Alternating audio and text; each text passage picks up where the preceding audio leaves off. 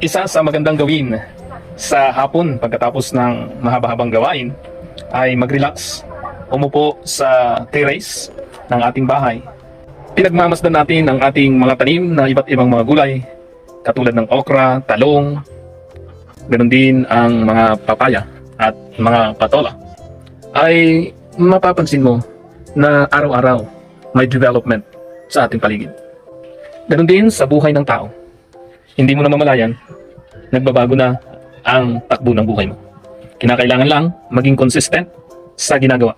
Resilient ka na kahit may mga pagsubok na pagdadaanan, ay huwag kang patatalo dito. Ang pagiging resilient ay bukas ka sa anumang pagbabago na haharapin mo. Bukas ka sa anumang sitwasyon na hindi mo makontrol. Sapagkat kapag hindi mo makontrol ang bagay, ikaw na mismo ang mag-adjust.